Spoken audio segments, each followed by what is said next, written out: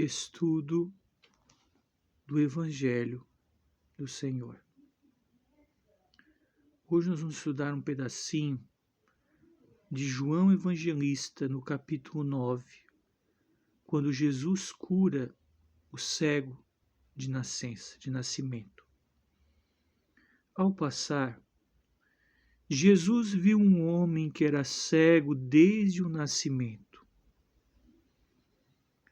Seus discípulos lhe perguntaram: Rabi, quem foi que pecou para ele nascer cego? Foi ele ou foram os seus pais?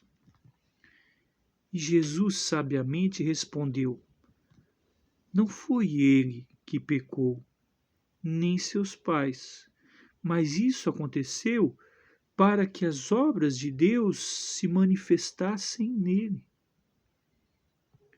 Nós temos que realizar, enquanto é dia, as obras daquele que me enviou.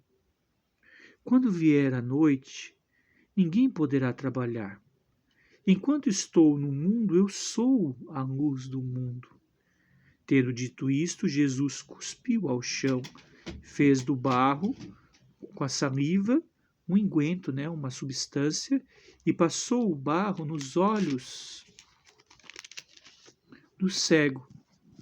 Então ele disse: Vá lavar-se na piscina de Siloé, palavra que significa Siloé, enviado. O cego foi, lavou-se e voltou a enxergar. Palavras do Senhor.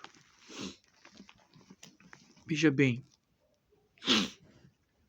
há uma distinção aqui muito grande entre a pena e a compaixão.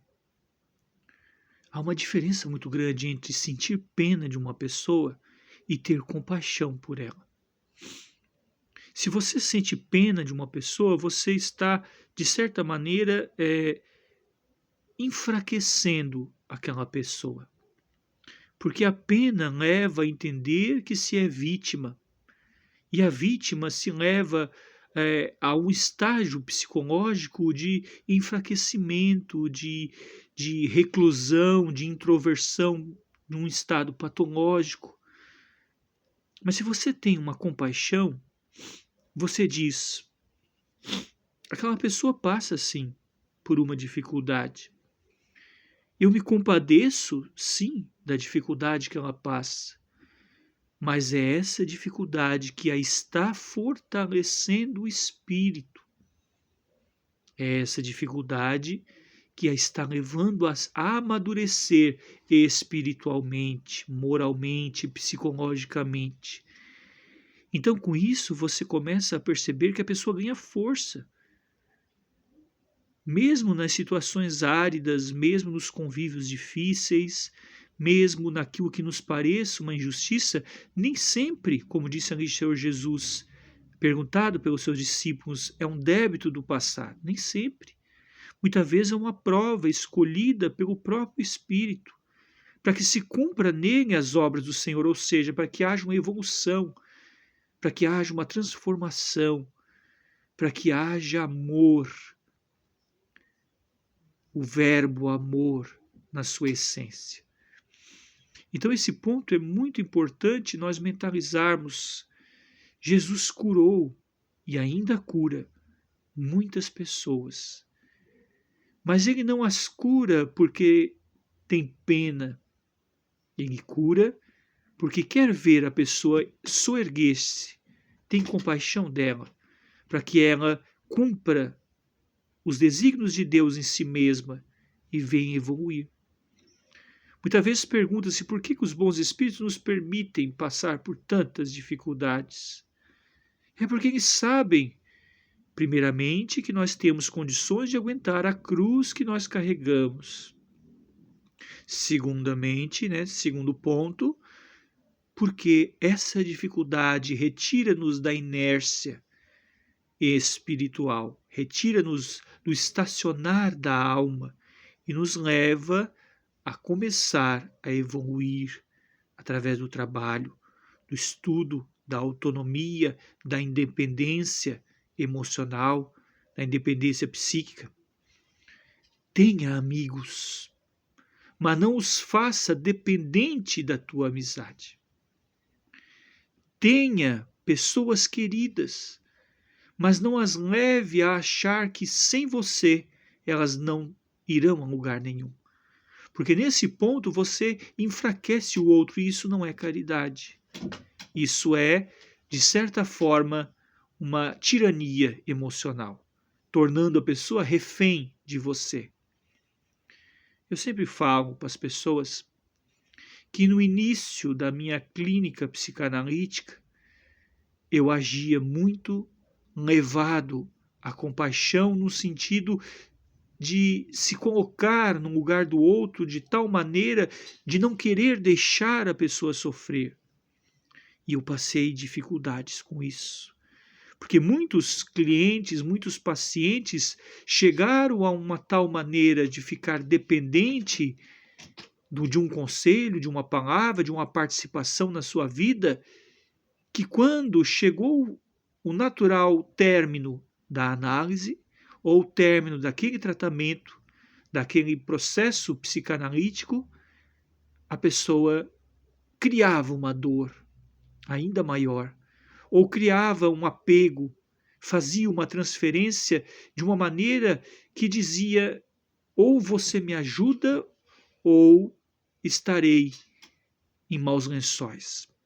Ou seja, transferia a culpa, a responsabilidade, o seu próprio livre-arbítrio à pessoa, ao outro. E nesse ponto, o que acontece? A pessoa perde a força nesse sentido. Esse é um ponto muito delicado. Você tem sim de ajudar o outro, você tem sim de perdoar, mas não ser conivente com o erro. Não criar dependentes de você, mas seguidores do teu ideal e do teu amor. É diferente você ter um seguidor, você ter um discípulo, você ter um aluno, você ter um paciente, um cliente, de você ter uma pessoa que dependeu exclusivamente da tua palavra para tomar uma decisão. Daí o que ocorre? Enfraquece a pessoa. E quando a vida, porque a vida faz isso, naturalmente tende a afastar determinadas pessoas, porque muitas circunstâncias chegam momentos que se afastam.